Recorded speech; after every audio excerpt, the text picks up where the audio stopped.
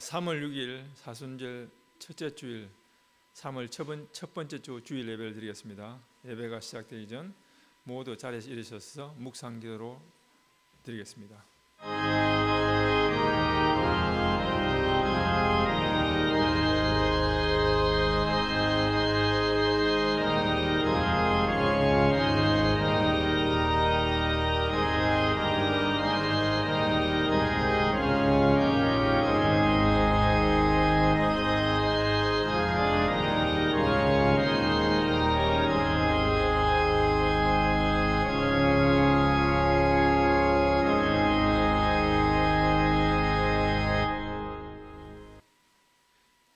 개 찬송으로 찬송가 226장 구세주를 아는 이들을 찬송하겠습니다.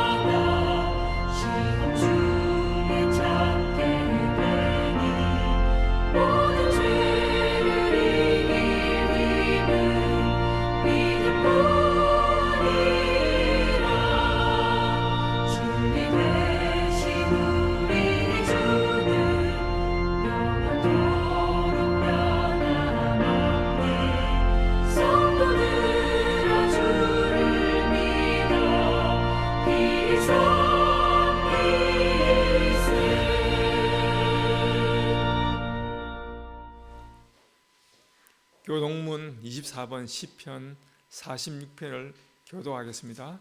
제가 먼저 읽도록 하겠습니다. 하나님은 우리의 피난처시요 힘이시니 그러므로 땅이 변하든지 산이 흔들려 바다 가운데 빠지든지 바닷물이 솟아나고 뛰놀든지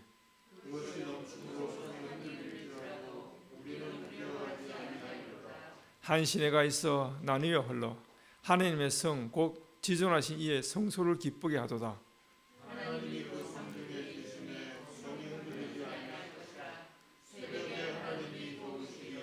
그가 땅끝까지 전쟁을 시게 하심이요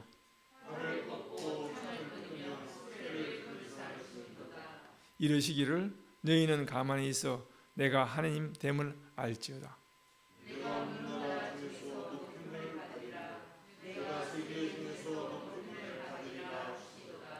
만군의 여호와께서 우리와 함께 하시니 야곱의 하나님은 피난처시로다. 아멘. 우리의 신앙 고백인 사도신경을 다 같이 고백하도록 하겠습니다.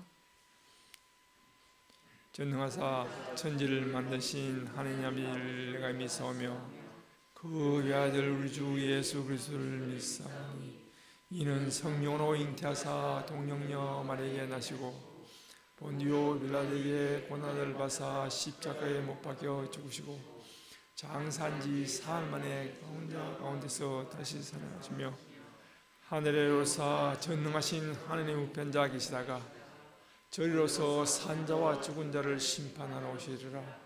성령을 믿사오며 거룩한 공예와 성도가 서로 같은 것과 죄를 사해 주시는 것과 몸이 다시 사는 것과 영원히 사는 것을 믿사옵나이다. 아멘. 자리에 착석해 주시기 바랍니다. 찬송가 94장 주 예수보다 더 귀한 것은 없네를 찬송하시겠습니다.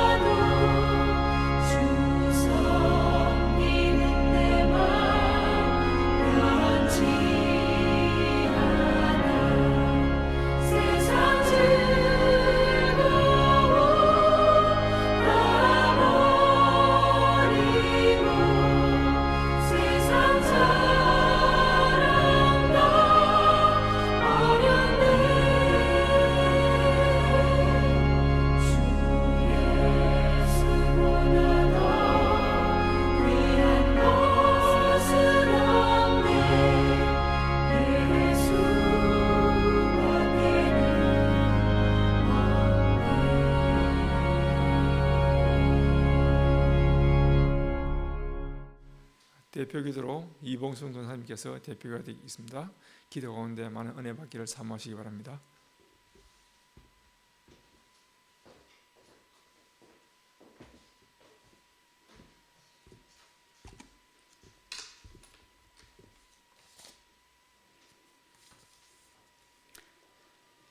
다 함께 기도드리겠습니다. 사랑의 아버지 하나님, 살아계신 우리 주 예수 그리스도의 이름으로 감사와 찬미와 영광을 올려드립니다. 예수 그리스도의 십자가의 보혈로 저희들을 정하게 하시어서 거룩한 예배의 장소로 인도하심을 감사드립니다. 지난 한 주간 삶의 현장에서 마음은 온이로 돼 육신이 약하여서 온전한 제자의 삶을 살지 못했음을 고백하오니 성령님 오셔서 저희들의 마음을 만져주옵시고 회개와 통회가 용서와 위로가 일어날 수 있도록 도와주시옵소서. 2000년 전 초대교회는 마라나타 주여 오시옵소서라며 주님의 재림을 기대하고 바라며 지하동굴에서 콜로세움의 관중들 앞에서 천국을 소망하며 전파하며 믿음을 지켰습니다. 성령님, 21세기를 살아가는 저희들도 초대교회의 이름도 빛도 없이 믿음을 지켰던 성도들처럼 주님의 재림을 생각하며 준비하여 이 세상이 현재의 나의 삶이 영원으로 계속될 것 같은 허상을 버리고 주인이신 주님 앞에 설 날을 영혼의 문으로 들어갈 때를 믿음과 소망으로 바라게 하옵소서. 오늘도 단에 세우신 귀한 목사님 선포하시는 복음의 기쁜 소식에 저희들의 마음이 화답하게 하옵시고 아버지 하나님께서 보내주신 독생자 예수 그리스도를 믿어 스스로와 온 집이 구원받는 역사가 일어나게 하옵시고 주는 그리스도시요 살아계신 하나님의 아들이심을 주위에 가르쳐 지키게 하는데 앞장서게 하옵소서. 코로나로 우크라이나의 전쟁으로 조국 대한민국의 대통령 선거로 세상은 예측할 수 없는 혼란 속에 있지만 그러나 절망과 실망으로 쓰러질 것이 아니라 십자가를 바라보며 무릎으로 주님 앞에 나아가 십자가 밑에 모든 것을 근심과 걱정을 내려놓고 주님의 자비와 은혜와 능력을 구하여 화가 복이 되게 하시는 생명의 주님을 체험하게 하옵소서. 십자가의 은혜 아래 각자 받은 은혜대로 물질로, 재능으로, 시간으로 이웃을 향한 자비와 공의의 미소로 이 혼란의 시대에 믿는 저희들이 그리스도의 향기가 되어 위로를 전하게 하옵소서. 함께하지 못한 교우들 예수님 친히 찾아가셔서 굳은 마음은 부드럽게 하옵시며 절망의 마음은 기쁨과 평안으로 넘치게 하옵시고 병중에 있는 교우들에게는 여호와 라파 치료의 기적이 일어나게 도와주시옵소서. 온라인으로 예배드리는 성도들에게도 예배 중에 임하시는 주님의 은혜가 충만하게 하옵소서. 이 귀한 대예배와 주일학교 예배를 위해서 수고하는 모든 손길들 하늘의 신령한 복과 땅의 기름진 복으로 채워주실 것을 믿습니다. 예배 드리는 기쁨이 우리 모두의 머릿속에 마음속에 차고 넘쳐서 얼굴로 손길로 행동으로 나타나 예수 안에서의 아름다운 사랑의 교류가 온 교회에 충만하기를 소원하며 감사드리며 이 모든 말씀 우리 주 예수 그리스도의 이름으로 기도드립니다. 아멘.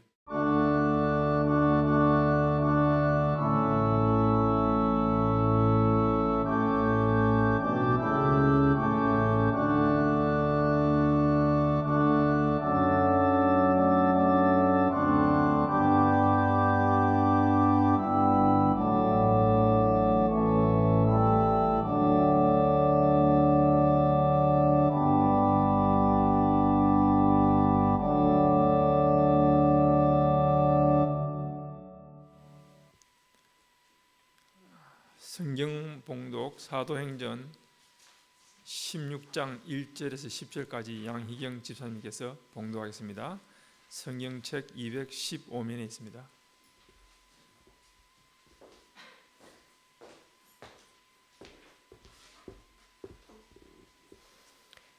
바울이 더베와 루스드라에도 이르매 거기 디모데라는 제자가 있으니 그 어머니는 믿는 유대 여자요 아버지는 헬라인이라.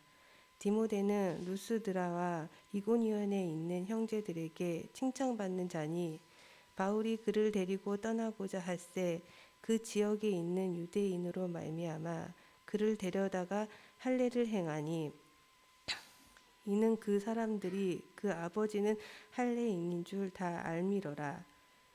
여러 성으로 다녀갈 때에 예루살렘에 있는 사도와 장로들이 작정한 규례를 그들에게 주어 지키게 하니 이에 여러 교회가 믿음이 더 굳건해지고 수가 날마다 늘어가니라. 성령이 아시아에서 말씀을 전하지 못하게 하거늘 그들이 부르기아와 갈라디아 땅으로 다녀가 무시아 앞에 이르러 비두니아로 가고자 애쓰되 예수의 영이 허락하지 아니하시는지라. 무시아를 지나 드로아에 내려갔는데 밤에 환상이 바울에게 보이니 마도게냐 사람 하나가 서서 그에게 청하여 이르되 마도게냐로 건너와서 우리를 도우라 하거늘 바울이 그 환상을 보았을 때 우리가 곧 마게도냐로 떠나기를 힘쓰니 이는 하나님이 저 사람들에게 복음을 전하라고 우리를 부르신 줄로 인정함이러라. 아멘.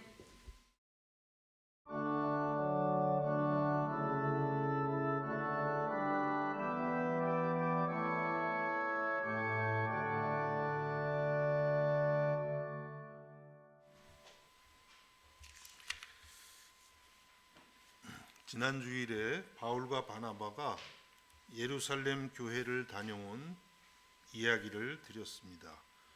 중요한 구절을 말씀드렸죠. 사도행전 15장 11절 말씀. 우리 기독교 공의회가 수십 차례에 걸쳐서 기독교 역사 2000년 동안 이루어져 왔는데 기독교 국제공의회, 기독교 공의회 제1회 예루살렘 공의회가 열렸습니다. 거기서 이제 내린 결론은 15장 11절 말씀입니다. 그러나 우리는 그들이 우리와 동일하게 주 예수의 은혜로 구원받는 줄을 믿노라 하니라. 이방인들이 굳이 유대 율법을 지킬 필요가 없다는 것이죠. 구원받는데 오직 예수님의 십자가 은혜면 족하다는 거예요. 그래서 여러분 우리들도 이 15장 11절의 선언이 굉장히 중요합니다. 우리 신앙생활에 아주 기초이고 또 뼈대입니다. 우리가 구원 얻는 것은 오직 주 예수의 은혜밖에 없는 줄로 믿으시기를 바랍니다. 여러분이 부족해도 상관없습니다. 여러분이 종교적이지 않아도 상관없습니다. 허물과 죄가 많아도 상관없습니다. 오직 주 예수의 은혜로 구원을 받는 줄로 믿습니다. 이렇게 구원을 받은 이후에 그때부터는 이제 변화가 돼야죠. 그때부터는 상관이 있어요. 조금씩 상관이 있는데 구원을 얻는 문제는 오직 예수님 은혜예요. 그래서 우리가 부족하고 연약하지만 그럼에도 불구하고 주일에 모여서 주님을 예배하고 찬양하는 것입니다. 이렇게 정말 중요한 결정을 했고 이제 바울과 바나바는 그 결정을 기록한 예루살렘 교회가 써준 편지를 들고 안디옥에 내려왔습니다. 안디옥에 내려와서 또 성도들을 가르치고 있다가 이제 바울이 바나바에게 제안을 하죠. 자, 이제 우리가 2차 선교를 해야 되겠습니다. 그런 제안을 하면서 2차 선교 여행이 시작이 되는 것입니다. 오늘 우리가 16장부터 읽었지만 15장 36절에서 41절 말씀을 읽어보면 이제 어떻게 해서 선교가 시작되는지 알 수 있습니다. 며칠 후에 바울이 바나바더러 말하되 우리가 주의 말씀을 전한 각 성으로 다시 가서 형제들이 어떠한가 방문하자 하고, 그러니까 2차 선교여행은 주로 어떤 목적으로 시작됐냐면 1차 선교여행 때 개척한 교회들에 가서 그 형제 자매들을 돌보기 위해서, 교회를 개척했는데 물론 거기도 지도자가 있지만 그것만 가지고는 부족하지요. 그래서 사도 바울과 바나바가 같이 가서 그 교회들을 돌보고 격려하고 믿음을 세워주려고 계획을 한 것입니다. 자, 그런데 37절에 보면 바나바는 마가라 하는 요한도 데리고 가고자 하나. 1차 선교여행 때 마가 요한이 같이 했습니다. 그것은 지난번에 자세히 말씀 안 드렸는데, 마가 요한이 같이 하다가 마가 요한이 좀 뭐라 그러죠? 좀 잘 사는 집안의 아들이었던 것 같아요. 대체적으로 성경을 보면. 그래서 그랬는지 어떤지 선교 여행에서 겪는 어려움을 못 이기고 혼자 가버린 거예요.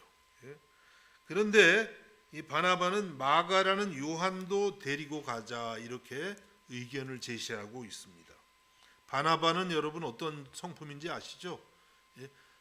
교회가 바울을 핍박자라고 받아들이지 않을 때 바나바가 나서서 바울을 이렇게 수용하도록 하지 않았습니까? 또 별명이 뭐예요? 바나바의 별명 위로자, 그렇죠? 이렇게 품는 사람이에요. 마음이 따뜻한 목회자예요. 이 바나바는. 물론 이제 마가 요한이 바나바의 성경을 보면 조카이기도 해요. 친척.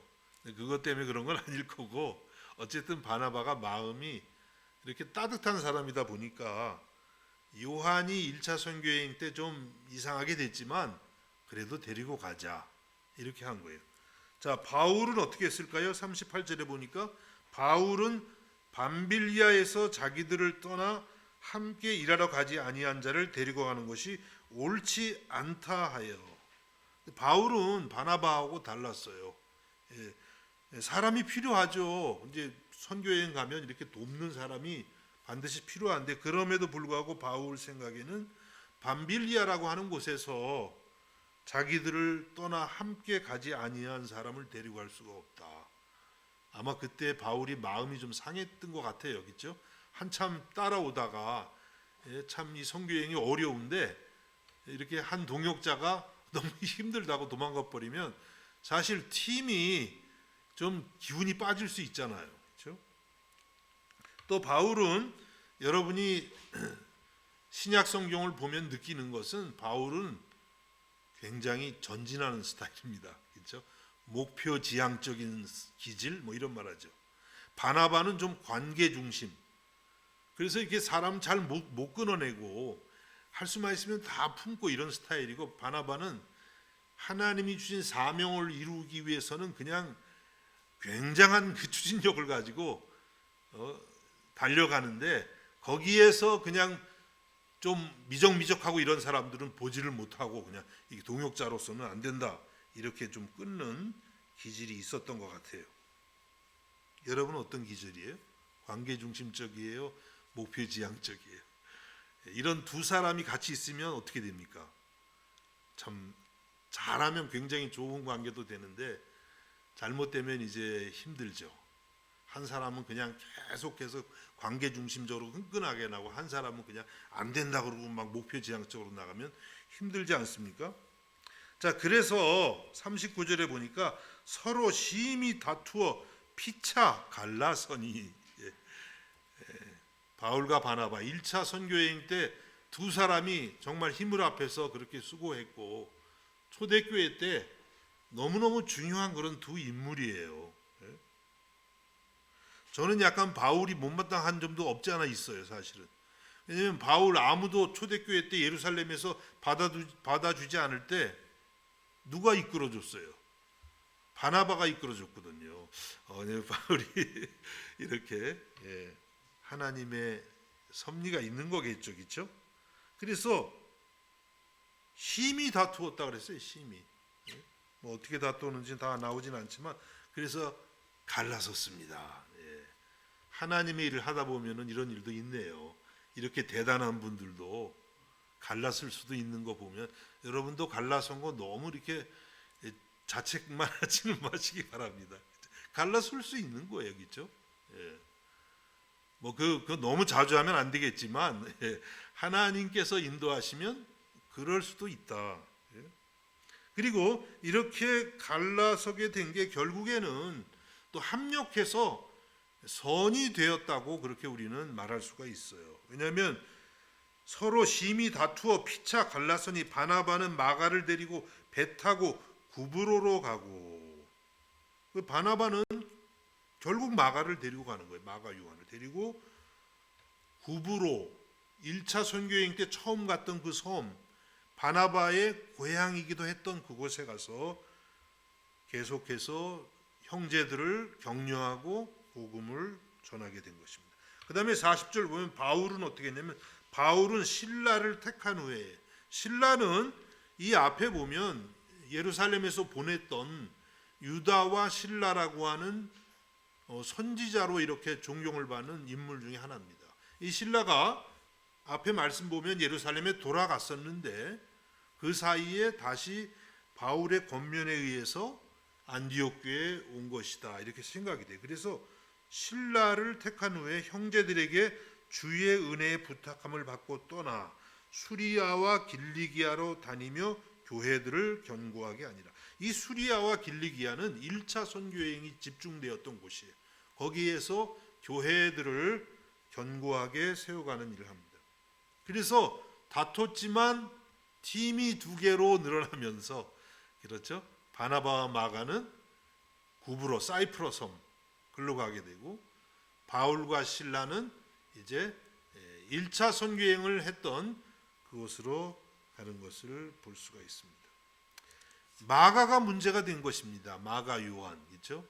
그래서 오늘 이 앞에 15장 말씀을 보면 마가는 좀 안 좋은 실패한 제자 같은 그런 생각이 들 수밖에 없어요. 그런데 성경을 전체적으로 보면은요, 그렇지가 않습니다. 마가는 나중에 성숙했어요. 이 당시 나이가 좀 많이 어렸던 것 같아요.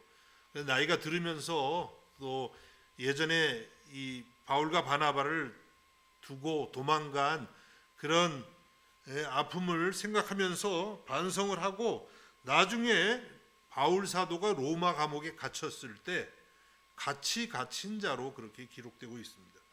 골로새서 4장 10절에 사도 바울이 이렇게 말씀합니다. 나와 함께 갇힌 아리스도하고와 바나바의 생질 조카 마가와, 이렇게 돼 있어요. 그러니까 마가도 바울과 함께 갇히기까지 갔다는 거죠. 이제 점점 마가가 옛날의 겁쟁이가 아니었던 거예요. 과거에는 의기양양하게 선교여행을 갔지만 막상 고난이 닥치니까 그냥 아이고 나 살려라고 도망갔는데 이제는 그런 사람이 아니라는 거예요. 감옥에까지 바울과 함께 갇혔습니다. 또 사도 바울이 순교하기 직전에 디모데에게 쓴 편지에 보면 마가를 이렇게 언급합니다. 디모데후서 4장 11절에 누가만 나와 함께 있느니라, 내가 올 때 마가를 데리고 오라, 그가 나의 일에 유익하니라. 사도 바울이 이제 로마 감옥에서 순교할 때를 기다리고 있는데 그때 사람들이 주변에 없었어요. 그래서 사도 바울이 누가만 나와, 이 사도행전을 쓴 누가만 나와 함께 있느니라고 하면서 내가 올 때, 디모데가 올 때 마가를 데리고 오라, 그가 나의 일에 유익하니라, 이렇게 말하고 있습니다. 그러니까 사도 바울이 이 인생의 이 마지막 시점이 다 됐을 때 그때에 기억하는 사람이 바로 마가였다는 거예요. 한때는 이렇게 겁쟁이였고 고난을 회피했던 사람이지만 이후에는 주님의 고난에 함께하는 일꾼이 된 것을 알 수가 있습니다. 또 여러분, 중요한 것은 마가복음을 누가 썼겠습니까? 당연히 마가가 썼죠. 뭐 이렇게 물어보니까 뭐 이상한 사람 같지 않아요? 마가복음은 지금 말씀드리는 이 마가가 썼어요.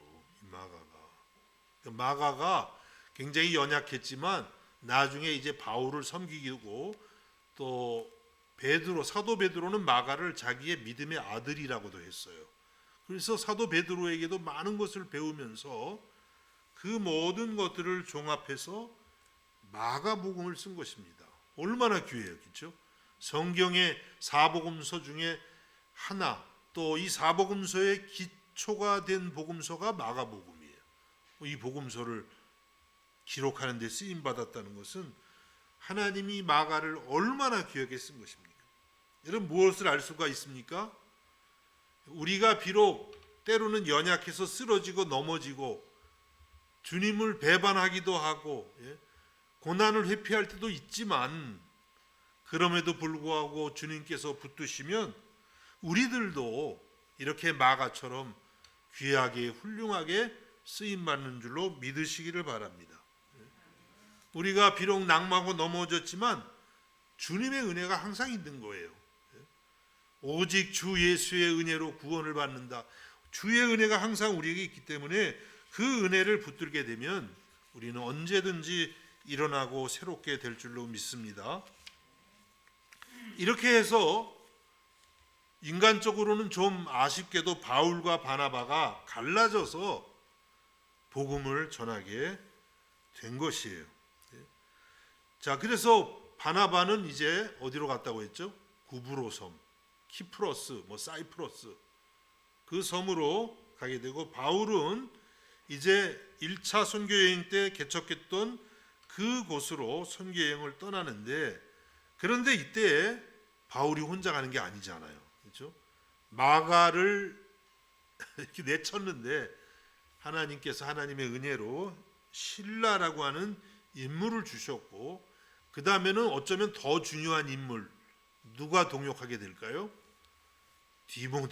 디모데가 함께하게 되는 것입니다. 그래서 우리가 읽은 오늘 본문 16장 1절에서부터 보면 1절에서 3절까지 이 디모데를 소개하고 있습니다.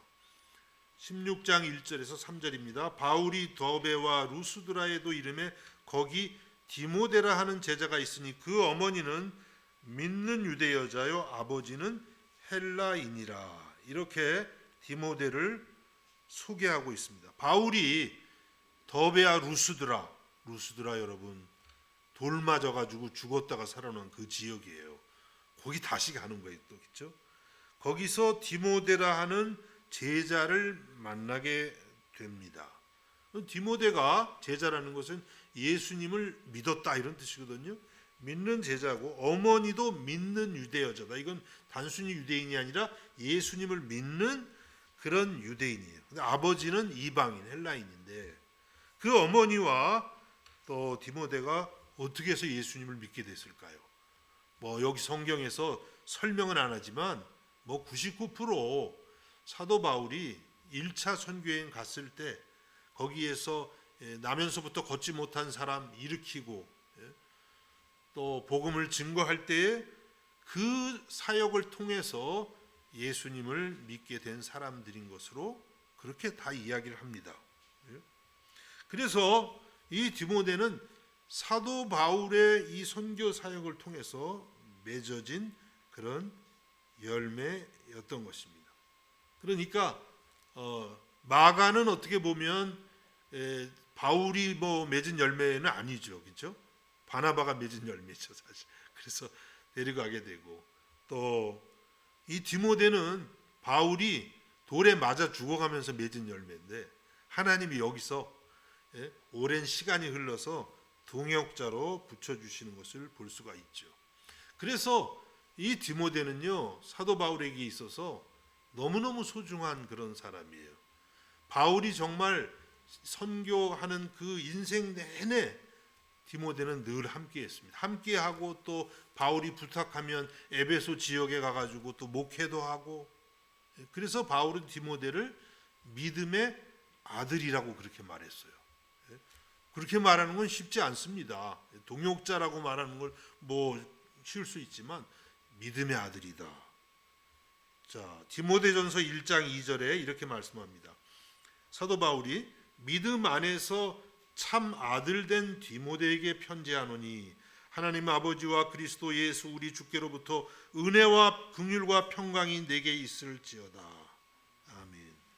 바울 사도가 디모데를 보고 직접 믿음 안에서 참 그냥 참 아들 된 디모데에게 편지한다. 그래서 바울은 이 디모데를 결혼 안 했잖아요, 그렇죠? 자기의 육신의 자녀는 없지만 믿음의 아들이 있는 거예요. 그래서 참 아들 된 디모데. 그래서 여러분, 바울은 디모데 없이는 얘기할 수가 없어요. 항상 디모데가 동역자가 된 거예요. 바울만 탁월한 게 아니에요. 그리고 디모데 역시 바울 없이는 말할 수가 없어요. 그래서 바울과 디모데는 그냥 같이 가요. 항상 성경 보면 바울이 편지 쓸 때 종종 바울과 디모데는 이러면서 인사말을 시작하게 되는 것입니다. 사도 바울이 앞에 이 마가라는 제자를 잃기는 했지만 하나님께서요 더 좋다 그러면 안 될까요? 더 정말 자기가 스스로 이렇게 낳은 믿음의 아들 디모데를 얻게 하신 것입니다. 여러분, 우리의 신앙생활이 그렇습니다. 우리가 잃는 게 있으면은요 또 얻는 게 있어요. 야, 이거 잃으면 이거 이제 큰일 났구나 하는데 하나님이 사실은 더 귀한 걸 마련해 놓으실 때가 있는 것입니다. 그래서 우리들이 이런 일에 대해서 너무 지나치게 실망하고 여러분들이 낭망할 필요가 없어요. 어떤 한 가지를 잃게 되면은요 하나님은 더 귀한 것을 우리에게 허락하실 줄로 믿으시기를 바랍니다. 우리가 이 사도행전 16장 2차 선교여행을 보면서 잊지 않아야 될 것은요, 하나님의 나라를 세워가는 일은 혼자서 안 된다는 겁니다. 이렇게 동역자들이 있다는 거예요. 동역자들이. 실라가 있고 디모데가 있고, 그리고 이름을 여기서 밝히진 않지만 누가가 동행을 하기 시작해요. 그래서 누가가 또 있습니다. 한 팀을 이루어서 지금 하나님의 일을 하고 있는 것을 볼 수가 있습니다. 그래서 하나님께서 복음의 일을 하실 때에 하시는 방법은요, 어떤 탁월한 한 개인만을 쓰시는 게 아닙니다. 동역 팀을 이루기 위해서, 그러니까 교회를 이루시는 거죠. 하나님이 그 공동체 안에서 우리가 함께 협력해서 일을 하기를 원하시는 것이죠. 왜냐하면 우리가 믿는 하나님이 그런 분이기 때문에 그렇습니다. 하나님은요, 우리가 한 분이시지만 하나님은 삼위일체 하나님이시잖아요.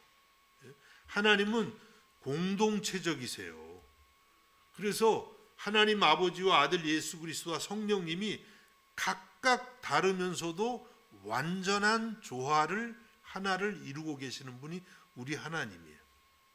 그래서 우리 하나님을 믿는 사람은요, 믿으면 믿을수록요 공동체적이 됩니다. 혹시 여러분 나 혼자 살래, 그냥 나 아무도 안 만날래, 이게 지금 하나님하고 멀어지는 거예요. 왜냐하면 우리가 믿는 하나님의 본질 자체가 공동체성이에요. 어저께 우리 청년들하고 교회에서 기독교 영화를 같이 봤어요. 오두막. 여러분들이 찾아서 한번 보세요. 아유, 얼마나 저만 은혜 받는지 하여튼 모르겠는데 하여튼 저는 얼마나 은혜가 되는지. 참 재밌는 게 많은데 삼위일체 하나님을 이게 배우들이 나와서 역할을 해요. 배우들이. 거기 하나님 아버지도 있고 예수님도 있고 성령님도 있고. 야, 그게 삼위일체 공부가 저절로 되던데 어저께 그 영화 보니까 아주 좋더라고요. 근데 그 중요한 게 뭐냐면 각각 다른 존재이면서 완전한 하나를 이루는 분, 그분이 우리 하나님이시더라고요. 그 표현을 정말 잘했어요. 그래서 하나님은요, 우리 성도들도 그렇게 생활하기를 원하세요. 그래서 교회에 두시는 거예요, 우리를. 교회 와서 뭐 힘든 일이 얼마나 많이 있습니까?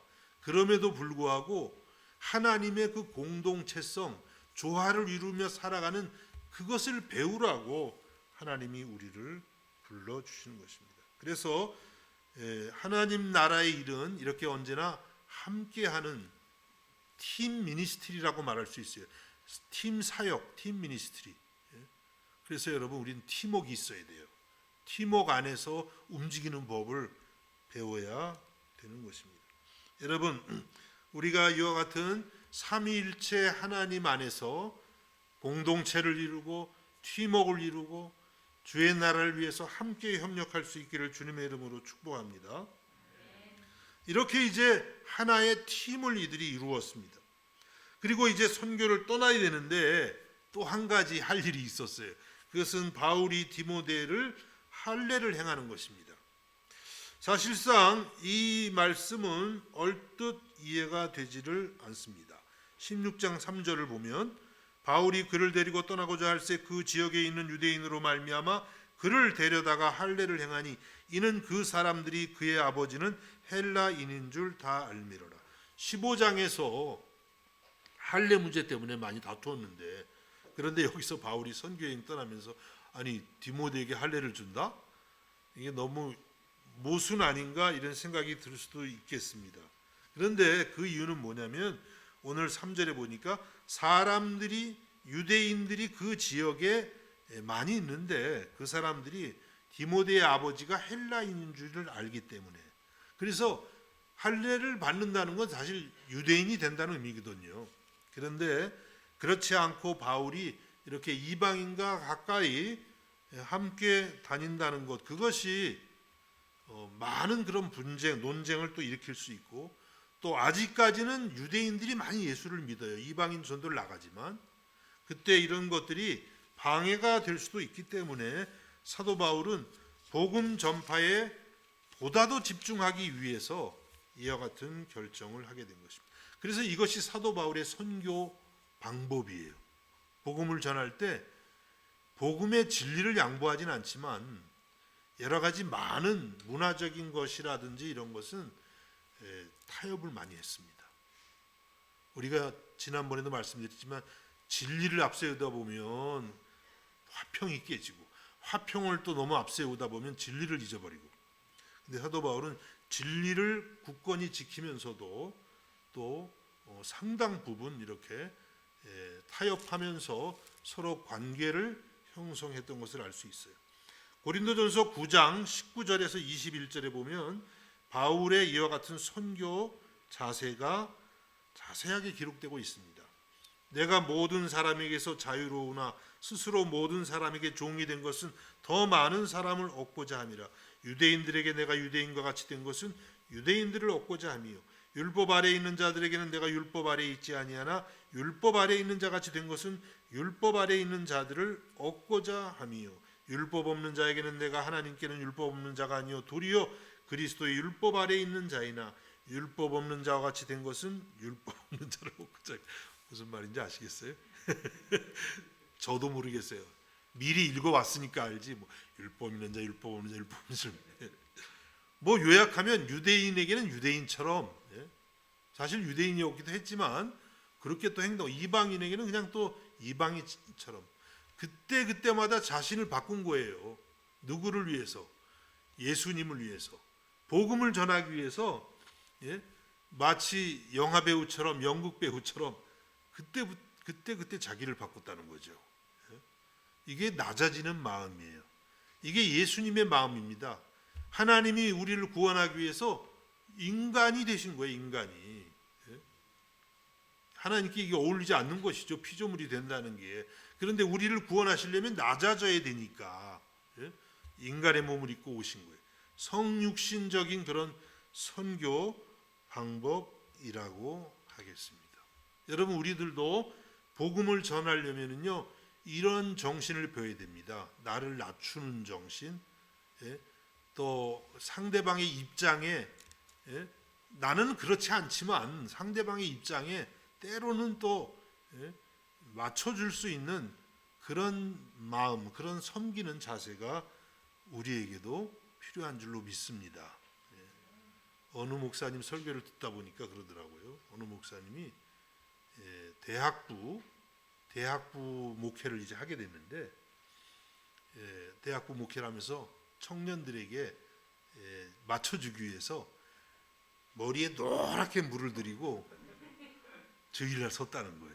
청년들이 어땠겠어요? 환호하고 뭐 난리 났죠, 그렇죠? 저도 한번 노란물을 들어가요. 여러분들이 이제 청년들이 많지 않게 청년들 일부는 이제 난리가 나겠지만, 근데 이제 일반 다른 분들은 어른들은 그걸 보면서 뭐라고 했다는 거죠. 그래서 그분이 또 다른 이제 어른 교회 목회를 갔을 때는 까만 머리 그대로 했다는 거예요. 야, 참 나름 그 지혜 같기도 해요, 저는. 그래서 저도 사실은 학생 목회를 오래 했거든요, 잘스부르. 그래서 오늘도 굉장히 지금 제가 긴장하고 설교하는 거 아시죠? 잘스부르게 가면은요, 뭐 이렇게 안 해요. 막 하다가 농담도 하고 그냥 내 마음대로 하는데, 거기서는 뭐 축구도 많이 하고 놀고 같이 그냥 뭐 산에도 많이 가고, 그러다가 난민촌을 이제 또 자주 갔어요. 그럼 거기 가면 이제 완전히 그때부터는 제가 완전히 변신을 합니다. 그래서 애들하고 뭐 춤을 추고 뭐, 여러분 보시면 놀랄 거예요. 교도소 가면 또 교도소 간 대로 또 거기서 나를 변신해야죠. 그렇지 않으면은 접촉점이 안 생겨요. 그때마다. 근데 그러다가 제가 한국에 저 시골에 어느 교회, 우리 학생 다니는 교회에 한국 잠깐 방문했을 때 설교를 하러 갔어요. 수요일 저녁에. 아주 저 땅 끝에 있는 교회예요. 남해안 저쪽에. 그래 갔더니 그냥 평균 연령이 80세더라고요. 주로 할머니들 쭉 앉아 계시는데, 제가 그런데 안 서봤기 때문에 맨날 학생들하고 근데 이게 내가 안 바뀌어지는 거 있죠. 그래가지고 이제 학생들 하듯이 하는데 아무도 반응이 없는 거예요. 설교 시간 내내. 그래서 이분들이 왜 이렇게 재미있게 했는데 왜 이렇게 재미없어 하지? 나중에 이제 생각해 보니까 거기서는 그렇게 해서는 안 되는 거죠. 거기서는 뭔가 더 점잖게 하고, 그렇죠? 뭔가 차라리 뽕짝을 부르든지. 이게 우리가 복음을 전할 대상에 우리를 맞춘다는 거 쉽지 않습니다. 주님의 마음이 아니면 잘 안 돼요. 예수님이 저와 여러분을 구원하기 위해서 이 땅에 가장 낮은 마구간에 오시고 평범하게 사시고 우리를 위해서 십자가에 죽기까지 그렇게 우리와 같아지신 거예요. 그래서 우리의 마음이 끌리게 되고 우리가 하나님께 나아가게 된 줄로 믿습니다. 여러분, 우리들도 지금 우리가 사순절을 시작했습니다. 사순절이라는 것은 바로 이와 같이 낮아지신, 십자가까지 낮아지신 주님의 그 마음을 생각하면서 배워가는 기간이 되는 것입니다. 여러분, 이와 같이 할 때에 우리를 통해서도 주의 복음이 널리 전파될 줄로 믿습니다. 자, 이렇게 해서 교회가 이제 믿음이 더 굳건해지고 수가 날마다 늘어갔다. 사도행전 16장 5절에 그렇게 말씀합니다. 이에 여러 교회가 믿음이 더 굳건해지고 수가 날마다 늘어가니라. 자, 그리고 이제 본격적으로 사도행전 16장 6절과 7절에 이제 2차 선교 여행의 전환점이 등장하기 시작합니다. 사도행전 16장 6절과 7절, 성령이 아시아에서 말씀을 전하지 못하게 하시거늘 그들이 부르기아와 갈라디아 땅으로 다녀가 무시아 앞에 이르러 비두니아로 가고자 애쓰되 예수의 영이 허락하지 아니하시는지라. 성령님이 아시아에서 말씀을 전하지 못하게 하셨어요. 아시아는 지금 우리가 사는 이 한국이나 일본이나 중국이 아시아가 아니라 터키 지역의 소아시아 지역을 의미합니다. 거기서 이제 말씀을 전하려고 하는데 성령님이 못 가게 하시는 거예요. 신기하죠? 우리 생각대로 이게 아무리 전도하고 싶어도요, 방향, 지역, 대상 이런 것도 하나님이 허락하셔야만 된다는 걸 알 수가 있어요. 그래서 그들이 부르기아와 갈라디아 땅으로 다녀가, 이건 약간 북쪽입니다. 약간 북쪽으로 가서 무시아 앞에 이르러, 비두니아는 이제 이 소아시아 저 북쪽이에요. 북쪽으로 가고자 했을 때 예수의 영이 허락하지 아니하시는지라. 성령께서 지금 바울의 계획을 허락하지 않고 계시는 것을 알 수가 있어요.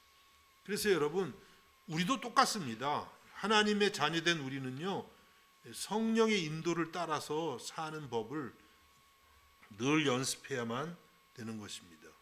여러분이 오스트리아 온 것도요, 하나님이 주의 영이 허락해서 여기까지 오신 거예요. 여러분이 계획해가지고 이렇게 온 것 같지요? 그렇지 않습니다. 하나님의 자녀들은 하나님이 그 삶의 방향과 직업과, 그렇죠, 만나는 사람과 모든 것을 주관하신다는 것을 우리는 생각해야 되는 것입니다. 그래서 여러분이 나는 미국에서 한번 살고 싶은데 아무리 그래도요, 하나님이 허락하지 않으면 또 안 돼. 나는 한국에서 살아야지. 내 나이가 먹으면 한국에서 살아야지. 아마 그렇게 생각하시고 사는 분들 많을 거예요. 저도 그래요. 저는 항상 태평양 바다 한가운데 있는 것 같아요. 오스트리아하고 한국 사이에 이렇게 중간에서 왔다 갔다. 근데 허락하지 않으면 절대로 일어날 수가 없다고 하는 것이에요. 그래서 우리들이 항상 생각해야 되는 것은 하나님의 인도하심을 구하고 받는 것입니다. 길이 막 막히고 어려울 때 그냥 무조건 내가 끝까지 이 길로 가야겠다. 그 의지는 좋은데, 그러나 때로는 생각해 봐야 돼요. 이게 정말 내가 하나님께서 원하시는 길인가? 그리고 기도해야 되는 것입니다. 하나님, 나에게 길을 보여주시고 나의 인생을 인도하여 주시옵소서. 이렇게 기도할 때 하나님께서 우리의 삶을 인도해 주실 줄로 믿습니다. 사도 바울도 틀림없이 그렇게 구했을 것입니다. 그런데 그렇게 됐을 때 이제 어떤 일이 일어났냐면 8절 말씀 봅니다. 8절과 9절. 무시아를 지나 드로아로 내려갔는데 밤에 환상이 바울에게 보이니 마게도냐 사람 하나가 서서 그에게 청하여 이르되 마게도냐로 건너와서 우리를 도우라 하거늘. 지금 이제 드로아까지 왔습니다. 드로아는 이제 이 터키 지역에서 유럽으로 건너가는 그런 항구예요. 항구. 거기서 이제 배를 타면 유럽으로 건너가게 되는데 거기까지 이제 오게 되었습니다. 그런데 밤에 사도 바울에게 환상이 보였어요. 이 환상은 꿈하고는 다른 것입니다. 하나님이 계시해 주는 영적인 어떤 계시죠. 그거 보였는데 거기 보니까 마게도냐 사람 하나가 서서 바울에게 마게도냐로 건너와서 우리를 도와주세요. 그렇게 외치는 거예요. 놀라운 그런 환상이죠. 그래서 이제 바울과 제자들은 하나님께서 우리는 저 비두니아로 해서 북쪽으로 해서 동쪽으로 가려고 그랬는데 그게 아니라 배 타고 건너서 서쪽으로 유럽으로 가게 하시는구나. 이것을 인정하게 되었던 것입니다. 20세기의 유명한 역사가 토인비는 그렇게 말을 했다 그래요. 오늘 여기 드로아에서 바울과 그 일행을 태우고 간 배는 오늘날 유럽의 문명을 싣고 갔다. 참 말도 멋있게 하네요. 토인비가 그렇죠? 이때 바울을 싣고 간 그 배, 막 자기 마음대로 저쪽으로 가려다가 성령의 인도를 받고 순종해서 배 타고 건너갔는데 그 배가 오늘 유럽의 기독교 문명을 싣고 간 거죠. 여러분, 유럽에 기독교가 안 들어왔으면 유럽이 어떻게 됐을까요? 지금도 거친데 굉장히 좀 안 좋았을 것 같아요. 근데 여기에 크리스찬이티, 기독교 문명이 들어와서 그래도 세계에서 가장 존경받는 대륙이 된 거 아닙니까? 정말 훌륭한 문화와 그런 기독교 전통, 요즘은 참 기독교 신앙이 많이 쇠퇴했지만 그래도 이들의 뿌리에 깊이 그리스도교 신앙이 심겨져 있습니다. 오늘 이 바울의 이 배를 타고 간 이 역사가 놀라운 인류의 역사를 완전히 바꿔버리는 그런 역사적인 순간인 것입니다. 여러분, 우리들도 하나님으로부터 이러한 비전을 받을 수 있기를 주님의 이름으로 축복합니다. 내 욕심이 아니에요, 그렇죠? 여기 바울도 자기 욕심 따라 살았잖아요. 그것이 아니라 하나님이 주시는 하나님의 꿈, 그렇죠? 하나님이 주시는 하나님의 비전을 우리들도 받아야만 되는 줄로 믿습니다. 그들은 이렇게 비전을 받았을 때에 이제 10절에 보니까 어떻게 했냐면 바울이 그 환상을 보았을 때 우리가 곧 마게도냐로 떠나기를 힘쓰니 이는 하나님이 저 사람들에게 복음을 전하라고 우리를 부르신 줄로 인정함이로라. 이 환상을 보고 그냥 가만히 있었던 게 아니고 어차피 환상을 보니까 하나님이 우리는 그냥 저 마게도냐로 보내도록 돼 있네. 예, 우리 이 장로교적 신앙이 이럴 때가 있어요. 하나님이 다 하실 텐데 뭐. 근데 그게 아니죠. 마게도냐로 떠나기를 힘썼다. 우리 편에서는요 순종하고 힘써야 되는 거예요. 하나님의 비전을 받으면은요 이렇게 힘쓰는 사람이 또 되는 것입니다. 여러분, 오늘 우리 성도들의 문제가 무엇일까요? 그것은 이와 같은 하나님이 부르시는 부르심이 없다는 거예요. 물론 예수 믿었죠. 그 부르심이겠죠. 예수 믿은 게 하나님이 여러분을 택해서 불렀습니다. 그리고 여러분 응답해서 교회도 나오고 주님 앞에 나왔어요. 그런데 그 부르심만 가지고는 안 됩니다. 우리 성도는요 또 한 번의 부르심이 있어요. 그게 바로 사명을 주시는 부르심입니다. 선교에 대한 부르심이에요. 하나님 나라에 대한 부르심이에요. 그 부르심도 우리가 받아야 되는 거예요. 오늘 여기 보면은 마게도냐 사람이 건너와서 우리를 도와주세요. 이것이 바로 하나님이 환상을 통해서 바울에게 사명을 주시는 거예요. 유럽 선교의 사명. 여러분, 이런 사명의 부르심을 저 여러분이 받을 수 있기를 간절히 바랍니다. 잠언서 29장 18절에는 이렇게 말씀합니다. 묵시가 없으면 백성이 방자에 행하거니와 율법을 지키는 자는 복이 있도다. 묵시가 없으면 백성이 방자에 행한다 그랬는데 이 묵시가 계시 혹은 비전 혹은 하나님의 말씀 뭐 이렇게 번역할 수 하나님이 보여주시는 그런 하나님의 계시예요. 오늘 영어 성경에 뭐라고 되어 있습니까? Where there is no revelation, 이 계시가 없는 곳에는요, the people cast off restraint. 저거 좀 어려운 단어네. 어떤 cast 이렇게 절제하는 것을 다 버렸다. 그러니까 방자에 행한다는 표현이 맞네요. 방황하고 목표가 없이 세상의 가치관을 그냥 성도들도 그게 내 목표인 줄 알고 산다는 거예요. 그걸 잡고. 그건 안 된다는 거죠. 하나님이 주시는 묵시가 있어가지고 거기에 기초해서 우리의 비전도 생기고 우리의 인생의 목표도 생겨야만 되는 줄로 믿습니다. 개인도 그렇고 가정도 그렇고 국가도 마찬가지예요.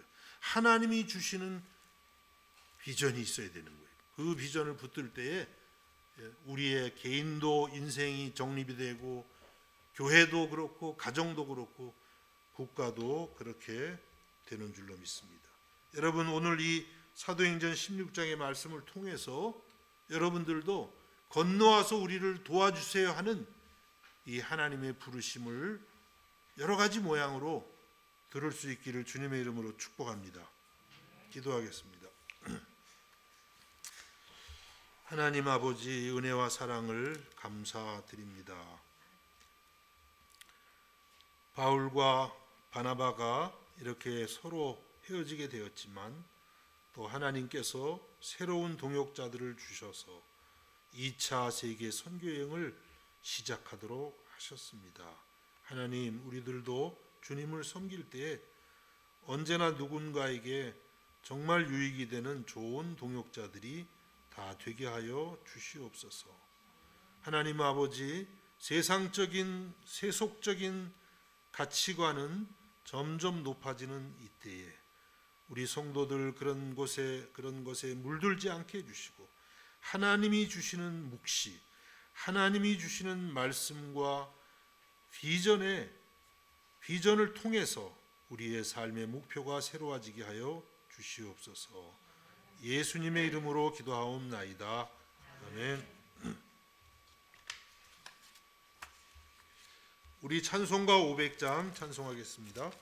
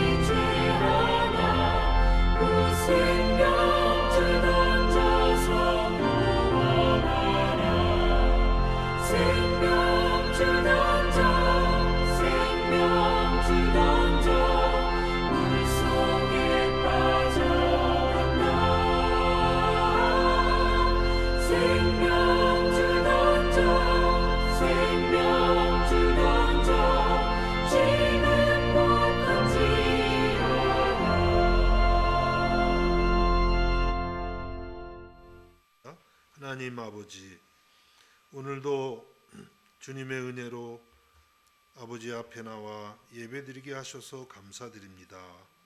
우리의 몸과 마음을 드리고 우리의 정성을 드립니다. 우리 전부를 받아주시고 날마다 주님의 은혜로 우리를 새롭게 해주셔서 하나님의 은혜와 평강이 충만케 해주시고 주의 나라를, 주의 빛을 이 땅에 전할 수 있는 저희가 되게 하여 주시옵소서. 이 시간 주 앞에 나와 몸과 마음을 드리는 주의 자녀들을 주께서 축복해 주시고 주의 은혜가 날마다 충만한 삶이 되게 하여 주옵소서. 예수님의 이름으로 기도하옵나이다. 아멘. 자리에서 일어나셔서 635장 주기도문을 찬양하겠습니다.